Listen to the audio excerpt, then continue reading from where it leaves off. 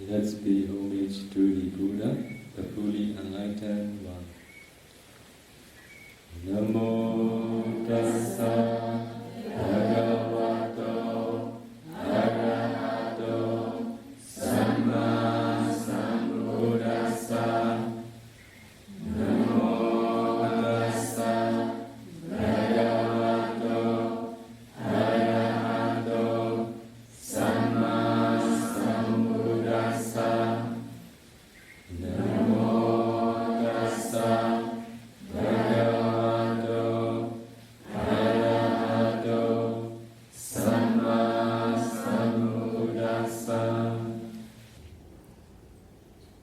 I will pay respect to the Buddha, the fully enlightened one.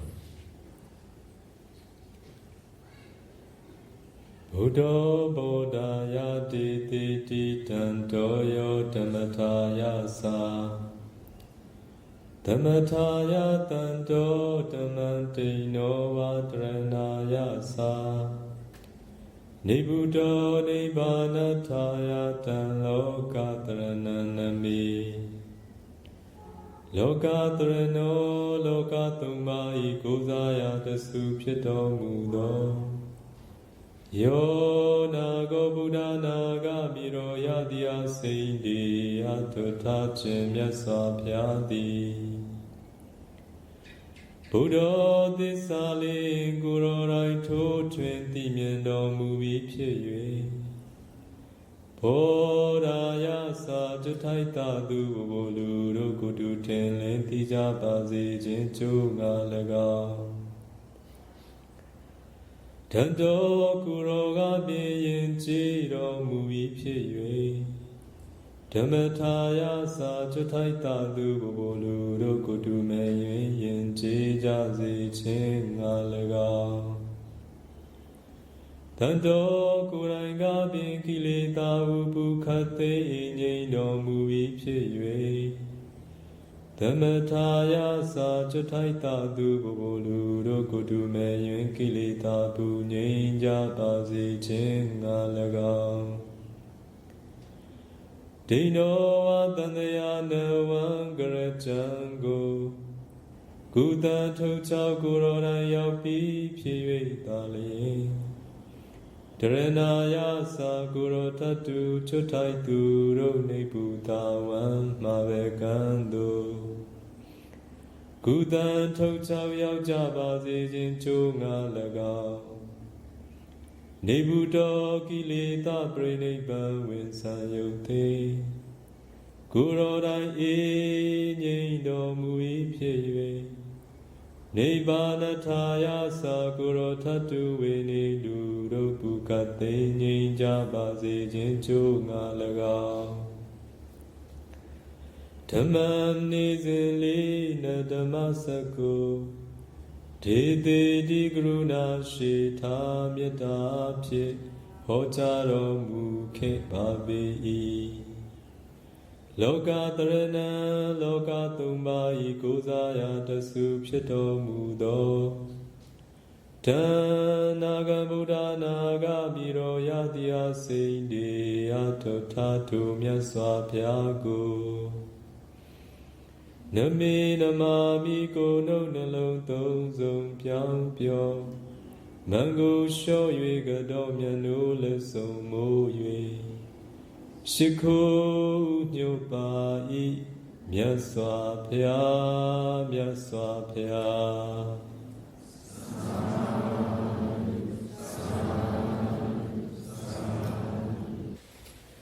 So we are here to share merits, and for me, Buddha's teaching is very scientific, and you can understand logically many things. So this sharing of merits, how does it work actually? We say may all make for the share of merits, but how is it? There are usually only few beings aware of our merits, and how can all share? And does the receiver has to want to receive it, or for example, there is someone maybe he's not rejoicing even, he blames you for that, and can he get, how does it work? Can you explain it, please? What is the purpose of sharing merits?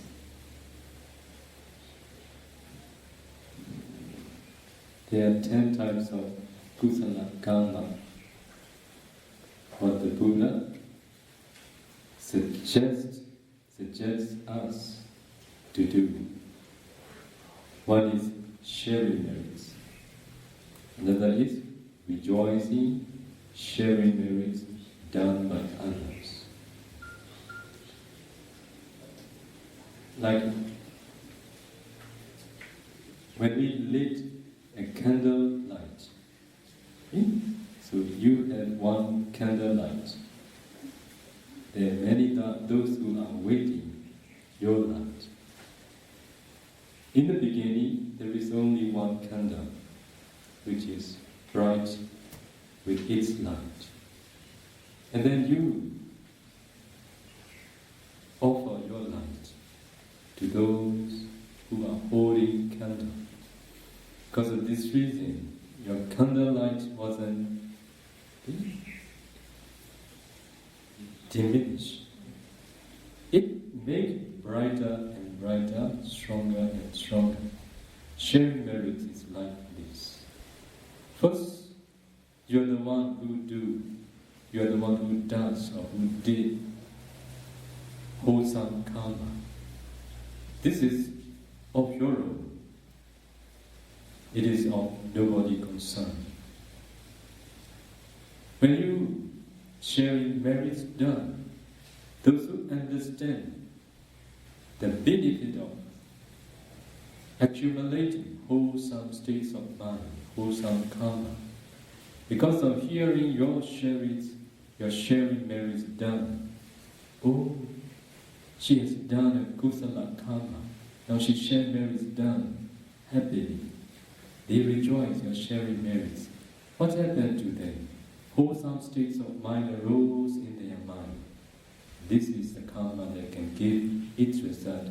If that karma appears at the near-death moment of individual, because of your sharing merits and because of their rejoicing, it will give its result in the good rain, rebirth in the good rain. Okay? That's why those who understand how important to do wholesome karma, mentally or verbally or physically, bodily, they rejoice, at least when they hear sharing merits done by others. This is what those who hear at the present, they can gain the way you gain. Another reason, according to the Buddha's teaching, and according to meditators' practically, they realize along the way they are practicing dependent origination. What the Buddha said, among those who died, some they were reborn in the good realm, such as in the human realm or in the devil realm. Those who can maintain absorption, jhana, concentration up to the near-death moment, immediately after death consciousness, they will be reborn in the Brahma realm. According to the jhana, they maintain at the near-death moment. With dharana, cannot be reborn there. With vipassana, cannot be reborn there. Just with morality, cannot be reborn there. Only those who can maintain absorption, concentration, they can be reborn there. For those who fell to the hell, they could not rejoice any merits that we share. It is not the destiny, or it is not a place where they can rejoice our sharing merits. For the departed ones, if we talk about the departed ones, those who fall to the four states, they could not rejoice. Not all can rejoice. If a person who fell to the four states, Among four, one is hungry ghost. There are different types of hungry ghosts. Among them, there is one type. Pradatupa Jivika Pita. Pradatupa Jivika Pita. Those who can upgrade their life after rejoicing, sharing merits done by their family members. The beginning of samsara is unknown, unknowable. Along the unknowable samsara, the beginning by which is unknown, unknowable samsara, there is no realm where there is no our relatives. In the Brahma realm, also there will be many those who are our relatives. There will be many in the ghost realm too. If it is not the departed ones, those who are our relatives in this very life, there may be many those who are our relatives in the past. They are waiting to rejoice our sharing merits done. Among those Peta, the type of Peta ghosts that I have mentioned, all of you, they cannot upgrade by doing any other things. They can upgrade their life, or they can be reborn in a good realm only after rejoicing our sharing merits done. For that reason, in our country, not the 49-day ceremony. So we used to do merits with intention for the departed persons. In times of the Buddha, there was one royal family. Initially, they offer requisites to the unvirtuous one. On that night, very terrible noise was heard by the king. And he didn't know how to interpret that dream. So he asked his wise person. They interpreted wrongly. Fortunately, before following their suggestion, he approached the Buddha and asked what is the reason. There are those who are the king's relatives, many eons ago. They are waiting to rejoice sharing merits done.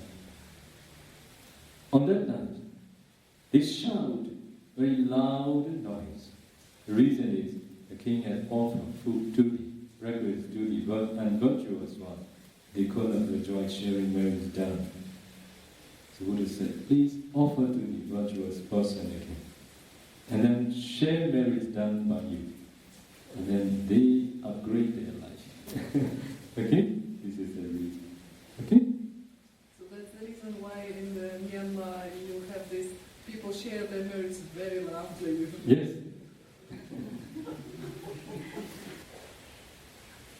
I've got a question around gratitude. Whom should we have gratitude towards, and how can gratitude help us in our practice? According to the teachings of the Buddha, Katinyu Katamiri,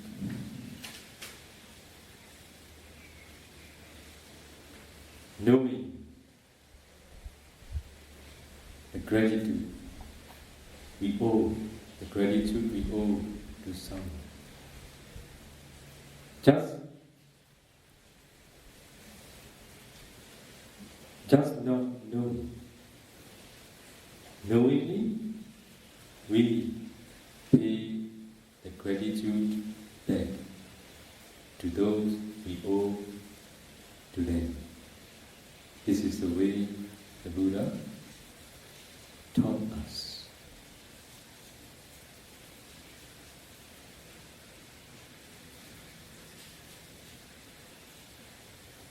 In one family, parents are those who do good towards us. Okay? They are the first person who do for the benefit of us.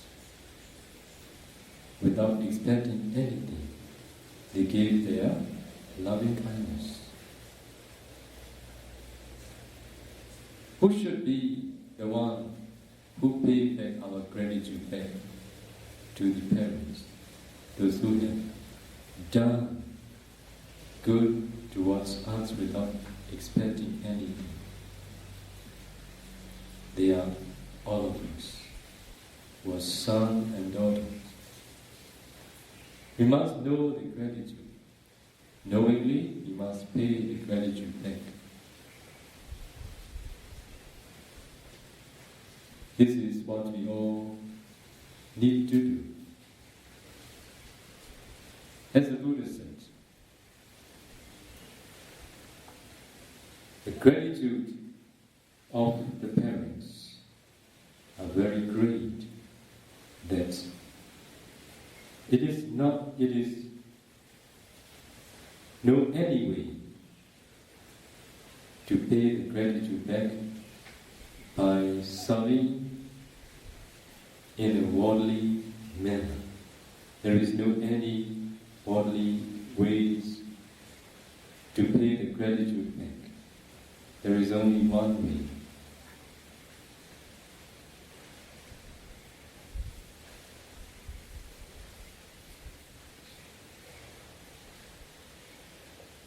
The parents who have no faith on the Buddha, on the Dharma, on the Sangha, and law of karma. We should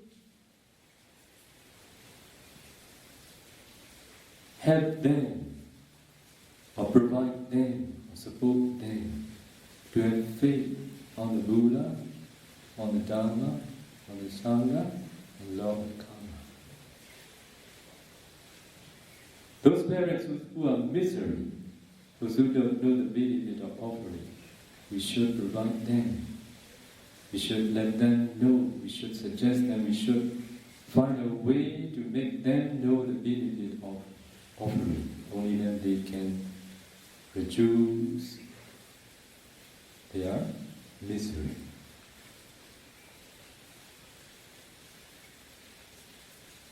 The best way, or the only way, to pay the gratitude back of our parents is, first of all, to practice meditation until we realize the true Dharma, until we realize the true happiness, or until we realize the deadness, which is Nirvana. And then we teach the Dharma to our parents. If they realize the Dharma as we realize, only at that time we'll pay the gratitude back we owe towards them. This is the only way we can pay the gratitude back. This is related to parents. But what about the gratitude that we owe towards many those who we met in our life? The greatest being that we met in our life, indirectly or directly, is the Buddha. Buddha is the one who teaches the true Dharma. Who can't teach? Who in the world can't teach? He's the only one who can teach the true Dharma.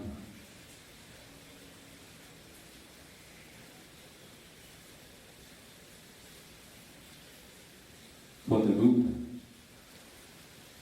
even though He does for the good of many beings.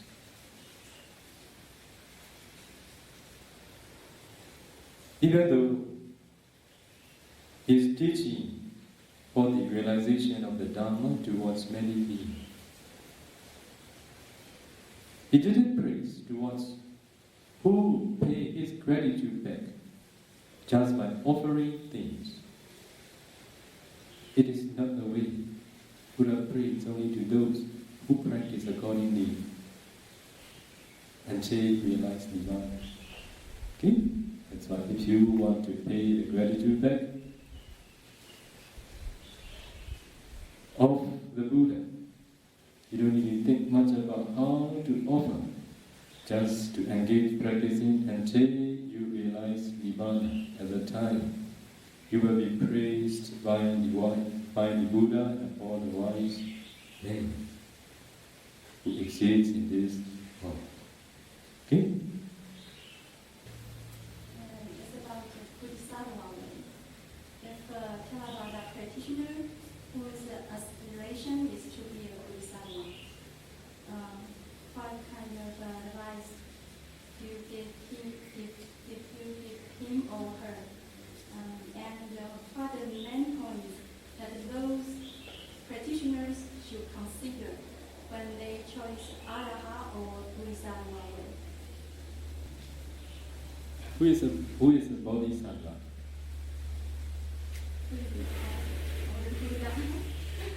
Our Buddha, before fully enlightened Buddha, he was a Bodhisattva. He fulfilled Bharami for incalculable and 100,000 eons. After that, he practiced meditation. When time struck, and he became said enlightened Buddha. One day,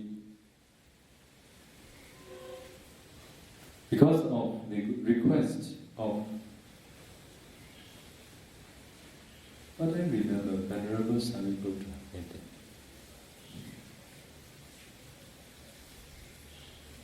he wanted to know how the Bodhisattva fulfilled Bharami to be a Buddha.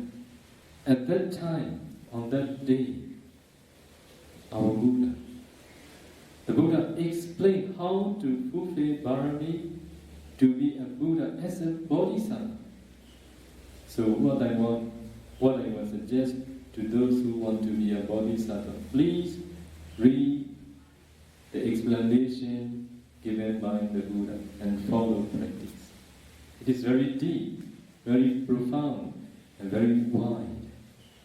Okay? But after his enlightenment, he taught the Dharma to those who are ready to realize Nibbana. Mostly, almost all, are those who enlighten under the guidance of the Buddha and his disciples.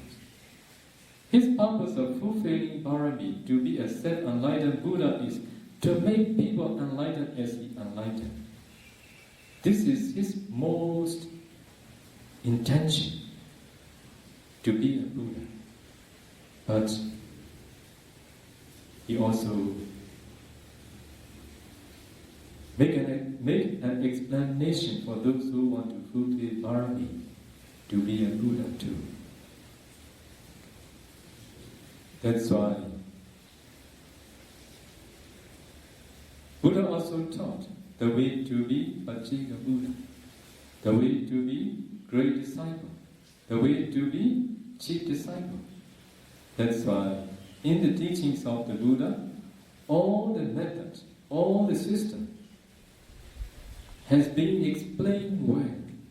How to fulfill Bharami, to be ordinary disciple, to be great disciples, to be chief disciples, to be Pachika Buddha, to be said enlightened Buddha. We should follow accordingly. But what we notice nowadays, those who proclaim themselves, I am a bodhisattva. They are not the way, their practice is not the way the Buddha taught. The way they do the way they like, they do the way their teachers taught them, without having followed the way the Buddha explained when the Venerable Sariputta requested. Okay? Buddha on side. Now in Chronicle of the Buddha, if you read, you will see. The Great Chronicle of the Buddha. Very good book. Complete. I still want to follow this question because there is a kind of view related with if you have you don't have a decision about go to Sayadaw U Revata, you can check until you practice dependent origination. If you can see previous life, that time maybe you can make a decision. I've heard this kind of thing. Yes, among our disciples,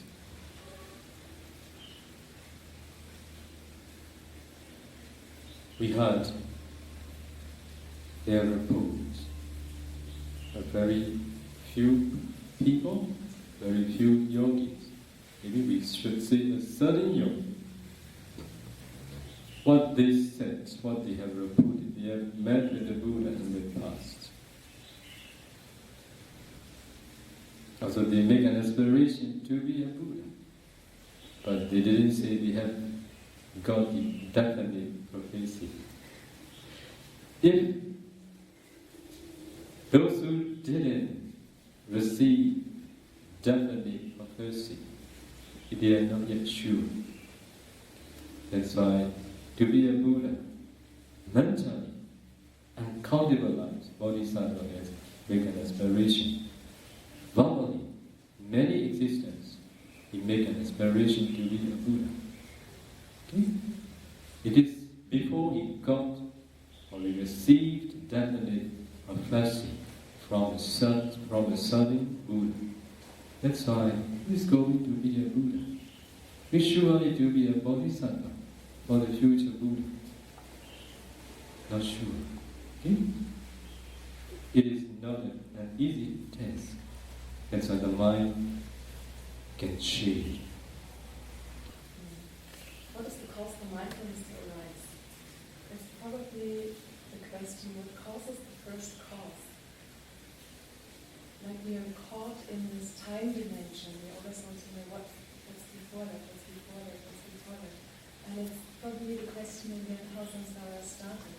Like, is this question somehow, can it be answered somehow? Is it conceivable somehow for us? Or should we just stop asking this question, what comes before? What makes the first cause? What causes the first cause? Of mindfulness. For example, mindfulness, but furthermore, it's referring to anything. What causes? Anything cannot. Must be. So, for example, what causes mindfulness to arise? People say, if you want to speak English, please speak. If you want to develop mindfulness, be mindful. There is no any other way. If you want to develop mindfulness, we need to be mindful on whatever we are doing, mainly on the meditation object.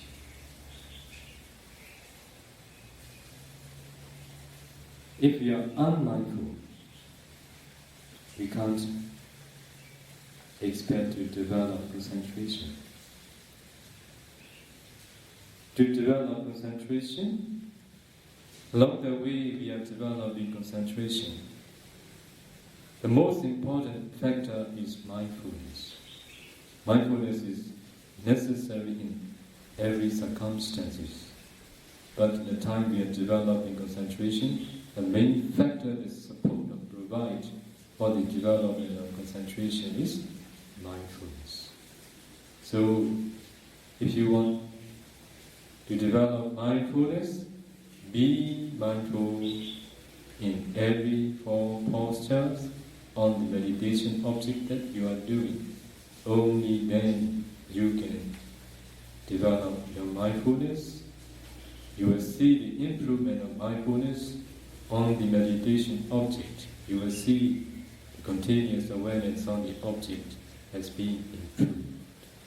Okay? So, Dante, what causes the first cause? This question has been answered before with the circle, that you cannot, that samsara has no beginning, it's like a circle.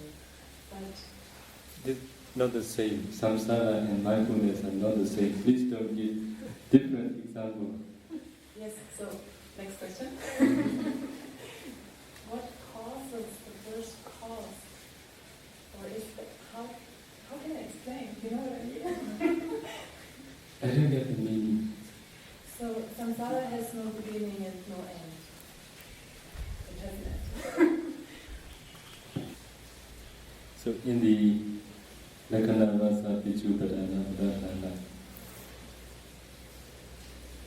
see the nearest cause or the approximate cause of the mindfulness is Tira Sanya Padatana.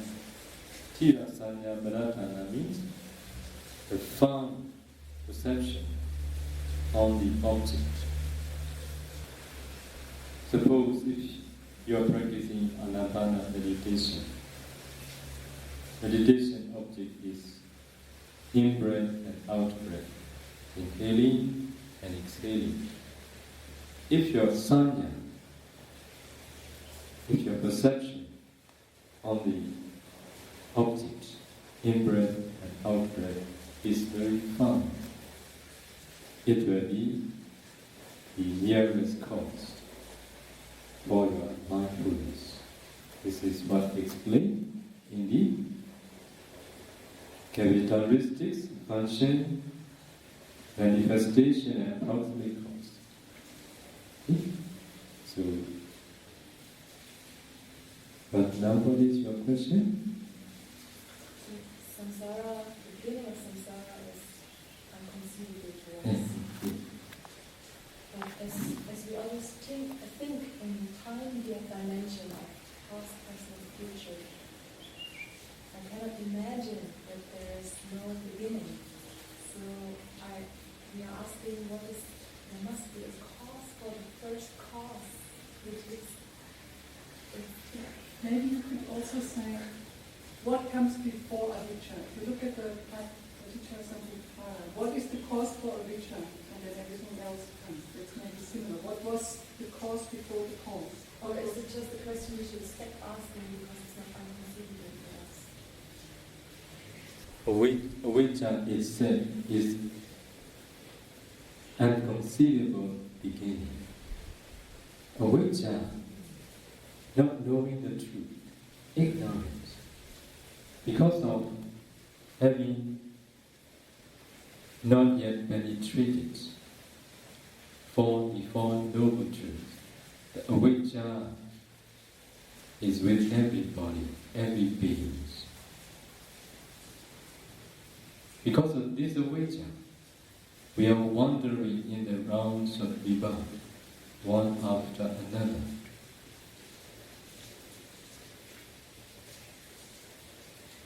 At the beginning of ignorance is unknowable. Because of this reason, the Buddha said, the beginning of samsara, caused by the avijja, is unknown and knowable. Not because Buddha didn't know that there is no beginning. Just because Buddha knew that there is no beginning of samsara, that's why he said there is no beginning. Not because he didn't know the beginning of the samsara, he knew that there is no beginning. That's why he said there is no beginning. Okay? Okay, for Buddha, Buddha is a Vidya. So Buddha is? Buddha's samsara is already stopped, right? So the beginning is avidya. But the beginning, if no beginning of avidya, so it's turned to vidya. So for Buddha's side, if someone is already vidya, so it's no beginning from the samsara. It is not the beginning, it is an end. Digo samsara. I try to memorize this logically. In this way, what the Buddha said. For the fool, the beginning of the samsara is unknown and knowing. For the fool, when the samsara will end, is unknown and knowable. Even though we can't know the beginning of samsara, we can know if we are the wise. We can know when can we make an end of suffering. When avijja has been ceased, at that time our samsara ceases. In this way. Okay? Even though we can't know the beginning, we can know our end if we are wise. Wise here mean not those who know intellectually, who knew directly the Four Noble Truths. One day we can make an end of suffering. For those who attain Sotapanna, very soon in the future they are going to make an end of suffering. They know, for Sotapanna they know they are ending. Okay? Not more than 7 existences. Okay? So they can make their end. Okay? That's why, for those who haven't realized the Four Noble Truths, they don't know their beginning, they don't know their end. Okay? They don't know when they are going to make an end too. Are you the wise? Are you the fool? Don't give me an answer. Everything they must have not only one single cause, there must be many causes, cause and conditions. And then the cause itself also many conditions. Conditions itself also many cause and conditions with that.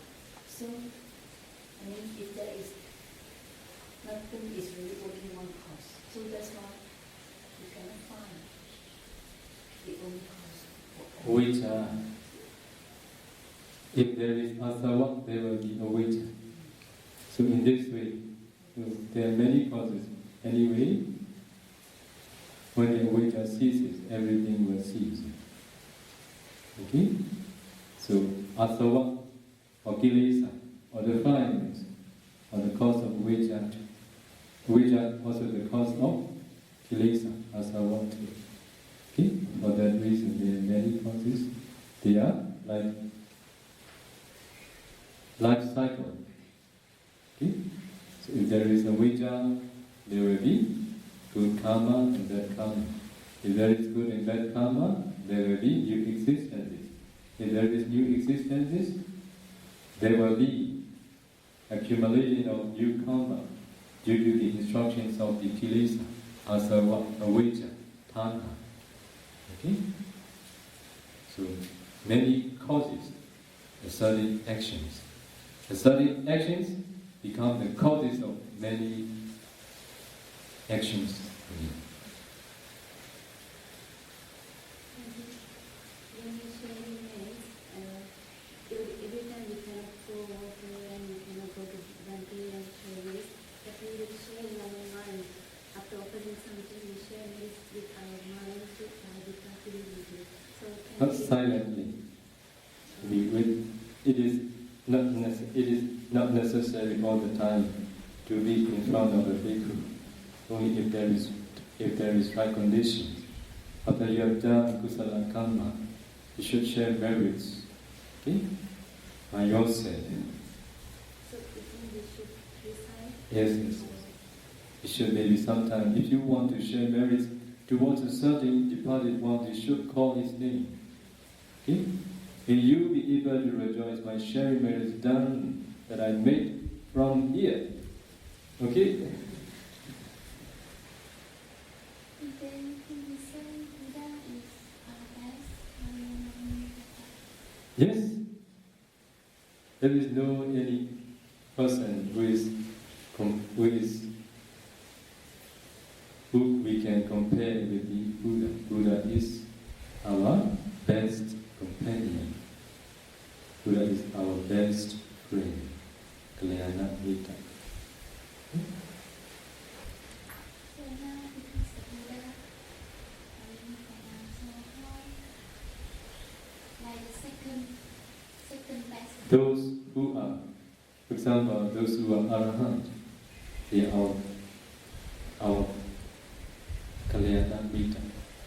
If we can meet with the arahant, so we have our good companion. If we can't meet with arahant, if we can meet with anagami. If we can't meet with anagami, with the Sakadagami. If we can't meet with the Sakadagami, with the Sotapanna. If we can't meet with Sotapanna, those who know the Tipitaka and Dipitaka and Eka Pitaka, and those who know 5 Nikaya well in this way. Okay? Only those who, in general, what we can say, those who are teaching the true teachings of the Buddha, those who don't guide you wrongly, those who guide all of you just the right way, they can be called your good friend. Okay? If you meet with those good friends, so you can realize the Dharma as they really are.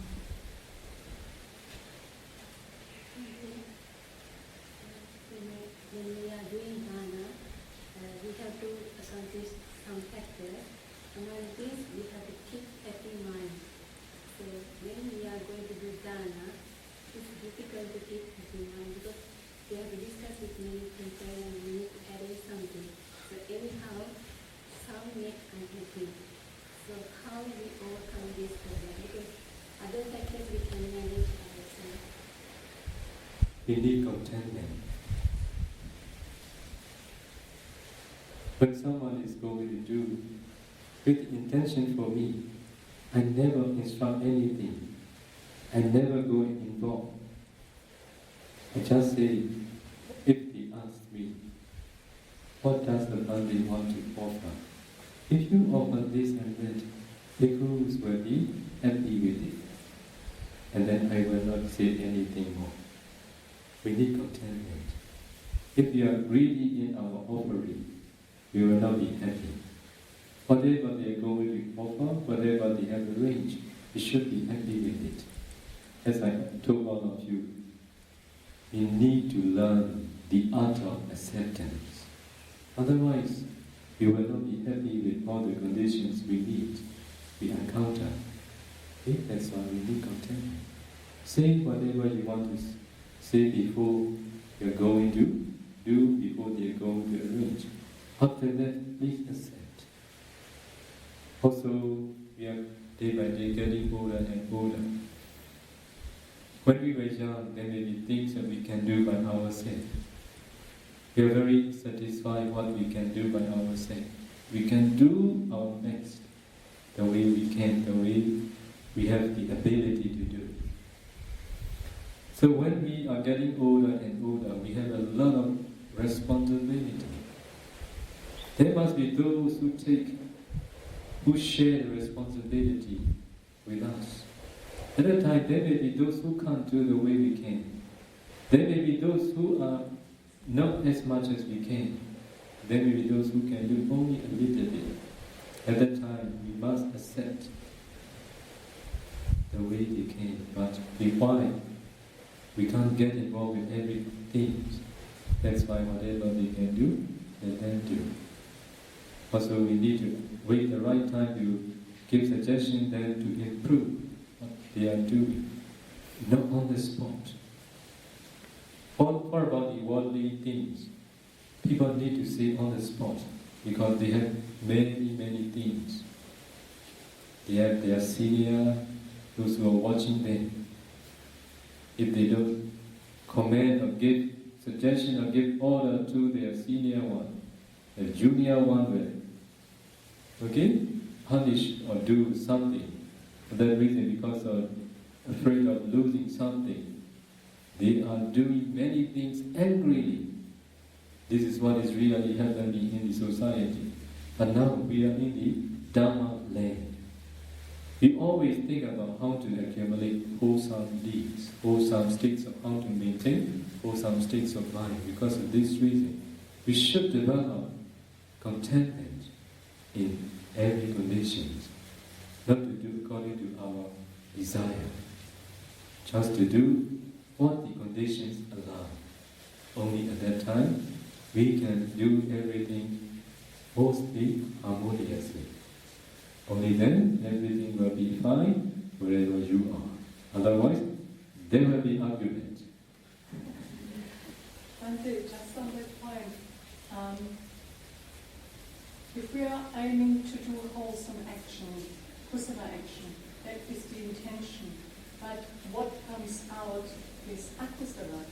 So it's a bit like we don't know what our doing does. The intention is good, but the result could turn into something else. And it might not be harmonious, or it might go into the opposite. What can we do? As I have told all of you, if we deeply understand law of karma more and more, we can accept all the conditions we encounter and we receive. We have good intention. We want to provide good things. We want to offer the things we prefer. But sometimes, even though we have such good intention, things don't happen the way we expect. At that time, we should reflect. There may be our bad karma. There may be a karma we have fulfilled in the past, which is not very pure. Because of this reason, even though we try our best, even though we remind people to do their best, they didn't happen sometimes. At that time we should reflect, there may be karma that we have done in the past, not in the pure way, mixing black and white. Because of this reason, sometimes we can't expect very, in a way, we want to see, in a way, perfect way. It is very difficult sometimes. Okay? That's why, in every condition, we need to develop the art of acceptance. Very important. Okay? Otherwise, you will suffer, and then you will bring friends too. Okay? Because of our desire, because of our expectation, people complain each other. They break friendship between because of complaining. Okay? That's why friendship is more important. Things that we want to do is what we can make in the future another time. We can improve in the future. We shouldn't break the friendship, okay? By saying something that we don't like to hear, also what they don't like to hear too. Okay? Sometimes because of tradition and culture, sometimes we all need to learn to adjust our mind too. If you went abroad, we also need to adjust our mind very much because of different culture and different tradition in the same way. For example, in our country, when people come to the monastery, they come and pay respect to the bhikkhu, especially to the abbot. But in Korea, when the meditators come and practice meditation, So they have decided to come and practice for 7 days or 10 days. After 7 days or 10 days, they leave the monastery or they leave the center by themselves without saying anything towards the teacher. So I need to observe what is the reason. Okay? I need to observe. Finally, I come to know they are Mahayana bhikkhus. They taught not to have samyojana, not to have fetters on each other. That's why go back. So they make me mature. They make me mature. Because of this reason, I can accept. I'm happy because when I understand this, I'm very happy. I'm the one who don't want to bind between the samyojana, between each other. Because of this reason, this is also the way we can live happily. Okay? That's why acceptance should be developed according to the environment, according to the tradition, according to the culture. Please don't live on what you have experienced, what you have in your life since you were young. So we need to adapt according to the conditions and environment.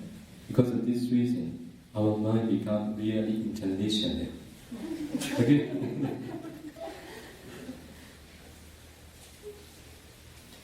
In Buddha has international quality. Bhante, Buddha said not to depend on anyone, to depend on Dharma, to depend on yourself, Atadipa, Yes. And I think now Bhante is living Atadipa. But I'm not even sure on whom I'm dependent. Now I feel very much dependent on you. And we took ropes maybe 1 week before Sayadaw U left, so I don't know on whom I'm dependent. Can I depend on you? I'm so far away. As I have told all of you in my Q&A section, I don't want any of you to depend on me. But before you can depend on the Dharma, you must find a good friend who can help all of you to be able to depend on yourself. Yourself means on your own Dharma. Okay? So that's why you all need good friends. Without good friends, you will go astray. Because you don't know what is right and wrong. Even though you think it's right, it is wrong sometimes. That's why you need a good guidance. You need a good teaching. So you need to follow who can guide you the right way, who can guide you to practice the way taught by the Buddha. At that time, you are learning the Dharma from whom he can teach you. In another way, we can say, you are learning to be able to depend on yourself. When you can depend on yourself, I will be very happy. That time, I can drop one burden. And then, a new burden will come.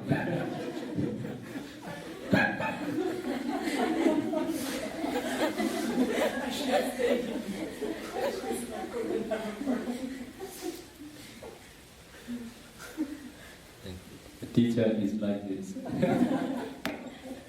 So, I need to carry one burden. One of my a student, you can call it a burden. Okay? 2 years, 3 years, 4 years, 5 years, carrying them. So when they can depend on themselves, how happy I will be.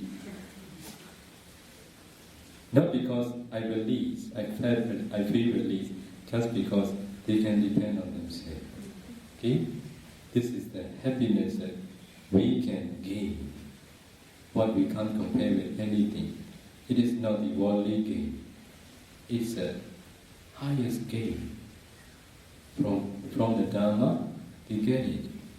From the Dharma, we share it. Okay? An older person to make offering and a lay person to make an offering, actually there will be answers. Lay person will be more convenient in making the offering because they can manage many things, and then older person need to observe the morality, many things that we cannot bargain, the price, and we want this and that. So it's actually their difference.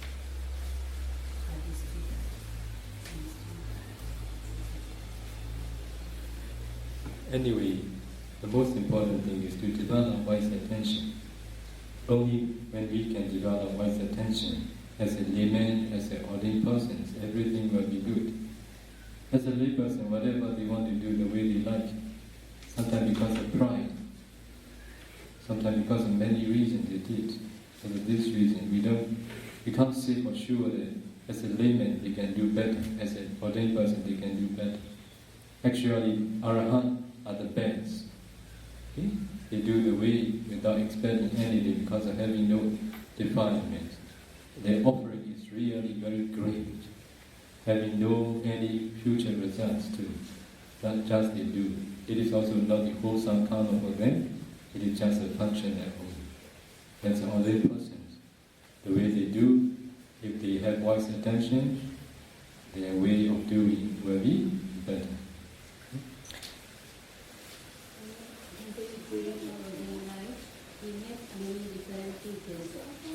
Many different? Meet different teachers. No. So sometimes teacher hope we stay with them and we learn from them. But sometimes for us we feel this is not suitable teacher for us. So we try to follow another teacher and we try to learn from them. But the first teacher maybe with unhappy or he don't have good relationship with us. So at that time how to do, because we understand which teacher is suitable for us, because we can practice with them, we can learn Dhamma from them. But the other teacher get unhappy and disappointed with us because we leave them and we go to another teacher. What I want to suggest, in our life, as a lay person, we have met with different teachers. We have learned from different teachers too. As an ordained person, also we met with many teachers. Always train oneself. Whether the teacher has good character or have no good character, or the way we like or the way we dislike, whatever they are, please train ourselves. Always keep in mind, we have learned something from him, and we always treat them respectfully. This is important. Only then they will feel good. Even though we can't continue learning from them, if we know the gratitude that we have. So we always train ourselves not to do misbehavior towards them. It is very important. Okay? You will share my wisdom today. Idam ne punyam asavakayam vaham hotu idam ne punyam vipana